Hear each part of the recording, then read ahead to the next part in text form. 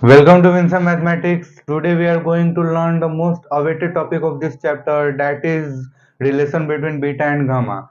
We have been waiting for it and I have been discussing it since the chapter is started, that how important this relation is. Okay. So now our wait is not more enough and we will see these 3 points. So before it, please check the description, link is provided, and must watch all the videos concerning this topic, because after that you will be more familiar with this topic. Okay, so if you have any doubts, please check it. Now we will see the importance, proof and examples based on it. After example we will understand that how important it was. So first of all, let's come to the first point, that what is importance of this.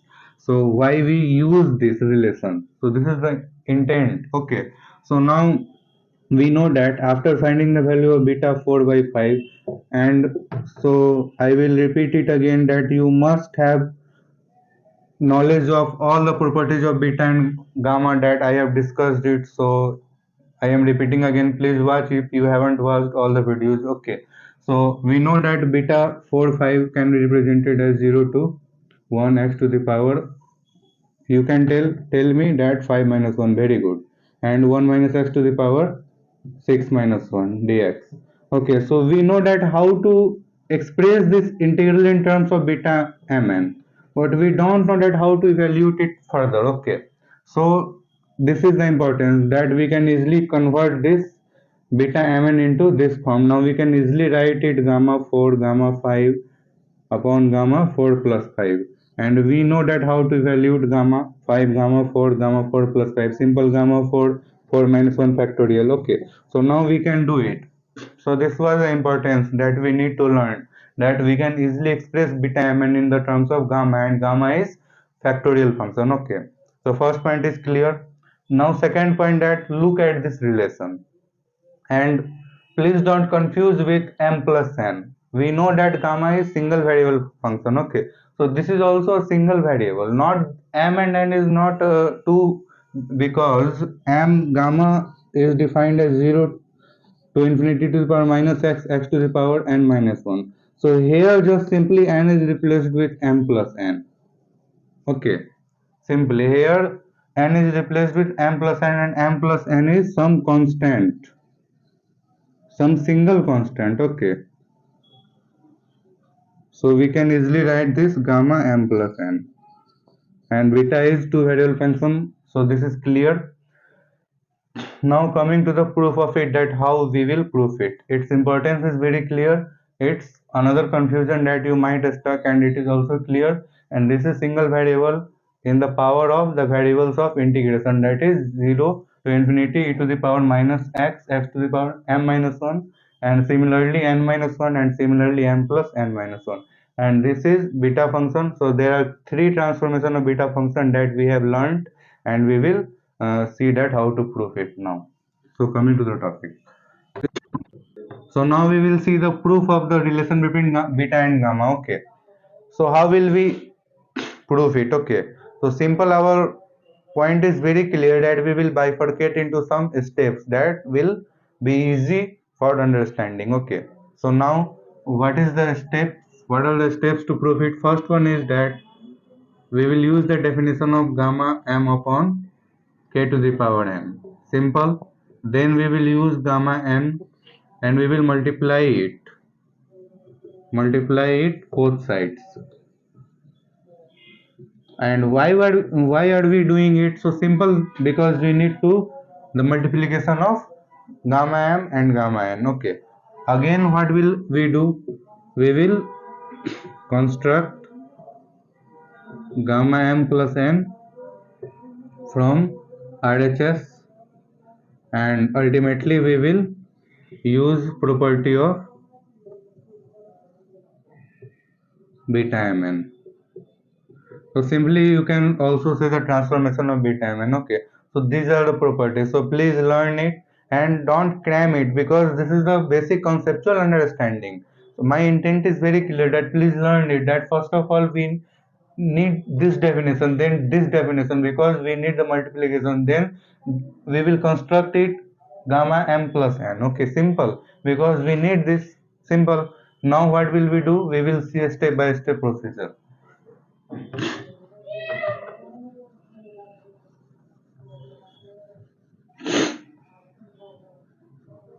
So what we are going to see that gamma m is equal to 0 to infinity e to the power minus m and x to the power n m minus 1 dx. No any problem, but we will multiply it with here y to the power m, so this will come as the coefficient of this will come here x, simple, a to the power minus x, because minus x dx. Okay, so we will multiply it with y to the power m, so this y will come as coefficient of uh, x. Okay, simple. This is the first property and this is the first step. So now what we are going to do, that we are going to implement gamma n. So how will we do it? Simple. So we will see the definition of gamma n, that is 0 to infinity e to the power minus y and y to the power n minus 1 dy. So no any problem in it. So simple is the definition. So how will we implement it? First we will multiply the whole RHS and LHS by this term, then we will integrate it further with respect to y, and then we will see the magic at how to construct gamma m plus n. Simple. Please stay and learn it. Okay. All your confusions will be clear. So now gamma m e to the power minus y to the power n minus 1 is equal to 0 to infinity e to the power minus x to the power m minus 1 dx. No any problem. So y to the power m will be shifted here and we are multiplying with this term. So simply we can write e to the power minus y and y to the power n minus 1. Now we will do the integration both sides. Okay, so simply we will do the integration 0 to infinity here and 0 to infinity here, and with respect to y. Clear, because we need to frame gamma n here. Okay, so here dy. Now you are seeing that how hectic this term is, tedious term, so please don't get confused, because we have a concept. So we will frame gamma m plus n. So first we will do the integration with respect to y, and simple, we have to club the powers of e and club the powers of y, and after that everything will be easy. Okay, so simply we will keep it as usual, and inside the bracket we will use 0 to infinity e to the power minus y will be taken as common, so x plus 1 and y, and this is x to the power m minus 1, we will write it after this bracket dx. No any problem, and here e to the power minus y is clubbed. Okay, so simple, y to the power m and y to the power m plus n minus 1, this is dy. Now again, this is very similar, and this is similar with this property, like where what are we observing here? This is variable of integration, so this is here, and x dx.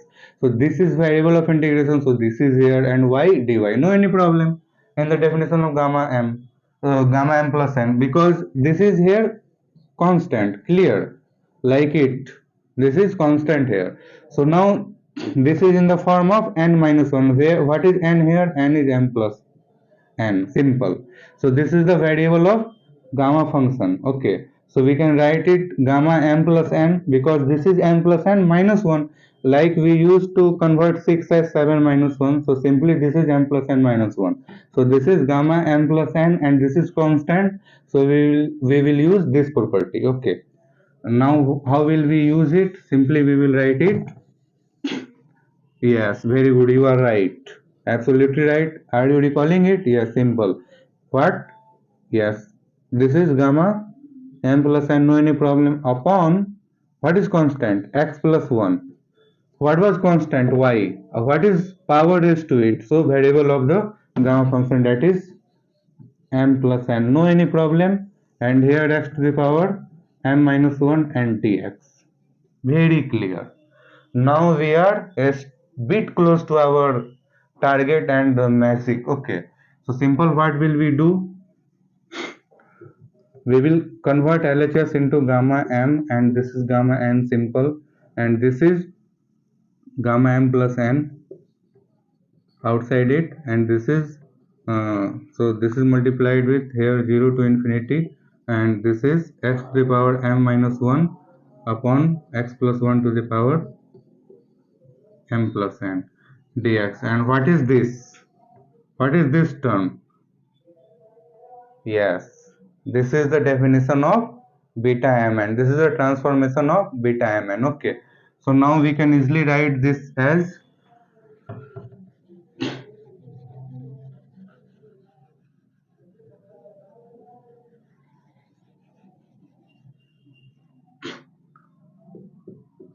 gamma n is equal to gamma m plus n into what? This is beta mn, because this is a transformation of beta mn. I have discussed it. Okay, so now we can easily write it mn, and now this will be shifted in this side, or you can shift it. Yes, this is convenient, shifting this term in LHS. So we can write it as gamma m and gamma n upon gamma m plus n is equal to beta mn. Simple. So this was the relation between beta and gamma. No any problem. Why to frighten with this topic? No, just proof is also very similar. You can easily write in your examination. So simply you have to recall the steps. That what was the first step? Was to use the property of gamma m and constant multiplied in the power of e. So we are taking y as a constant, so gamma m upon y to the power m. So again we implemented the gamma n, we multiplied it because we need it. Okay, ultimately we came to the our construction frame of gamma m plus n in RHS simply by putting integration, doing integration one by one, with first with respect to y, then we explicated the term x, and we did it after y. Okay, so we arrive at this definition gamma m plus n, and after this we use it as a constant and put it outside the integration, and after that we use the definition of beta mn and derived it. Simple. So just like this, please learn it and please don't cram it. Okay, so now we will see some examples based on it, so that you will be more conceptual, and you will be more familiar, and you will no longer have fear with this topic. Okay, so now coming to the examples. So here are examples of relation between beta and gamma function. So how will we solve it? So we know that how to transform it into beta mn. So first we will do step is what? First step. So first we will transform into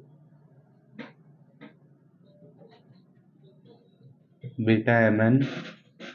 Then we will use the relation. And please must apply by yourself this property. Okay, and please solve it by yourself. After that was the solution. Okay, so now I am gonna solve it. So first, how will we transform these questions into beta mn? So first of all, we need to identify limit. So here what will we do? Identify limit. Okay, so what is limit here? Here 0 to infinity, here 0 to pi by 2, here 0 to 1. So we all have come across these limits in the transformation of beta function while reading the beta function. Okay, so this is the third transformation, this is second, and this is the definition that we use to see 0 to 1. Okay, so how will we transform it now? So we know the transformation that this is in the form of what? Just recently we have proved it by using these properties. Okay, what was it? So x to the power m minus 1 upon 1 plus x to the power m plus n, and limit is 0 to infinity, you know it. So just write 9 as a form of m minus 1 and 15 as a form of m plus n. That means 9 plus something. So how will we write it? This is very simple. Okay. So first do it by yourself. Again 2 is a standard form. Okay. So that's why I have taken this example just for the sake of convenience of understanding. Okay. So 2 is multiplied, and in the transformation 2 is multiplied. Okay. So no any problem. 0 to pi by 2, and we will compare it with Sine what? 2n minus 1 theta. Very good. So 2n minus 1 and 7 with 2n minus 1. Okay, clear. Then we will find the value of m and n. Clear here. We will write it as a form of m minus 1 and this is in the form of n minus 1. So how will we write it? 3 in the form of m minus 1. So simply we will do plus 1 minus 1 like we have been doing. Okay. Since we have learned beta and gamma function. Okay. So this is also 3 by 2 plus 1 minus 1. So simply we will calculate the value of m and n and we will write it as beta mn. Here also beta mn and here also beta mn. So please do it, then we will use this relation. Okay, so let me erase it now. So simply we can write it. So now I know that you all have solved it, but okay, it's congratulations that you all have solved it. Okay, so please see the solution that it's matching or not. 0 to infinity x to the power 10 minus 1, very good, right? 1 plus x to the power m plus n, and now what is m? M is 10 now. Okay, so 10 plus something, 10 plus what? 5. Okay, so this is beta 10 comma 5. No any problem, very simple. Okay, now what can we do? We will compare it with 2m minus 1. So this will give us 2m minus 1 is equal to 5, that is m is equal to 3. Okay, so we will write it beta 3 and we will compare it with 2n minus 1. So this will give us what? 4. N is equal to 4. So this is beta 3 comma 4. Because 2n minus 1 is equal to 7. So 7 plus 1 by 2, that is 4. Simple. Here what will we do? 3 plus 1 that is 4 minus 1. Here 3 by 2 plus 1 that is 5 by 2. So 4 comma 5 by 2. If you are having difficulties in this transformation, that how have I written it, so please check the video in the description, because you must clear the doubts of beta function first. Okay, so now it's very simple. I know that you haven't got stuck. Okay, so please just watch it and simply learn it. Okay, so beta 10 comma 5 3 comma 4 4 comma 5 by 2. Now just use this relation, that gamma n upon gamma m plus n. So how will we use it? So this is m, this is n. So again this is m, this is n, this is m, this is n. Now this is the importance of the relation, because without relation we couldn't solve it. Okay, so now we can solve it simply. So this is gamma 10 gamma 5 upon gamma 15, simple. This is gamma 3 gamma 4 upon gamma what? 3 plus 4, that is gamma 7, and this is gamma 4, this is gamma 5 by 2, this is 4 plus 5 by 2, that is 2 plus 2 into 4, 8 plus 5, 13 by 2. Okay, simple. So how will we solve it? So we will solve it here. Gamma, here we can solve it easily. Gamma 10 is equal to 9 factorial, because 10 minus 1 factorial gamma n, that is n minus 1 factorial. So 10 minus 1 factorial, 9 factorial. This is 4 factorial and this is 14 factorial. Similarly, this is 2 factorial, this is 3 factorial and this is 6 factorial. And this is 3 factorial, and this is how will we solve it now. This is the importance. We will use what? Recurrence relation that we have learned. Okay, that is gamma n plus 1. Whenever the fraction appears in the gamma function, we use the recurrence relation to solve it. Okay, so n plus 1, this is n gamma n.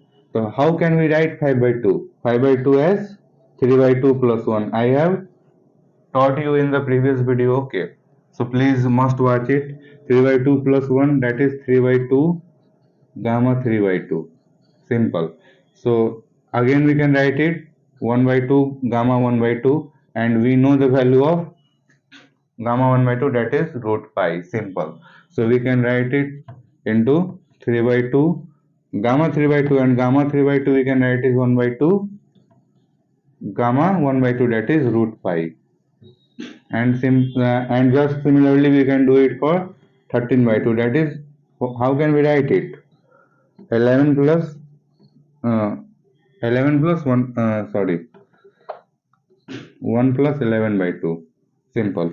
And that is 2 plus 11 13 by 2. So 11 by 2 gamma 11 by 2. So it will start with 11 by 2 and Again gamma 11 by 2, that is 9 by 2, gamma 9 by 2, then it is 7 by 2, gamma 7 by 2, that is it is 5 by 2, gamma 5 by 2, that is it is 3 by 2, gamma 3 by 2.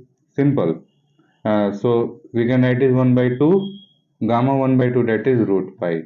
So this will be cancelled with this and we can easily solve it. So please solve it by yourself. This is simple calculation, and just comment the answer and comment the answer of this also, and this also. So simple. How will we calculate? How will we calculate? This is 14 factorial. We can write it as 14 into 13 into 12 into 11 into 10 into 9 factorial. This will be cancelled with this 4 factorial, that is 24.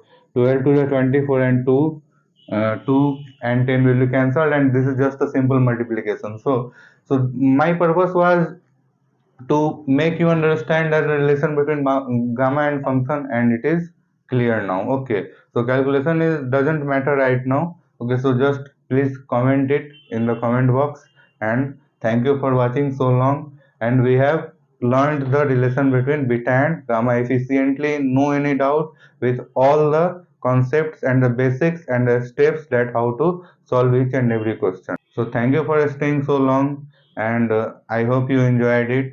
So please comment the answers of all these questions. Bye.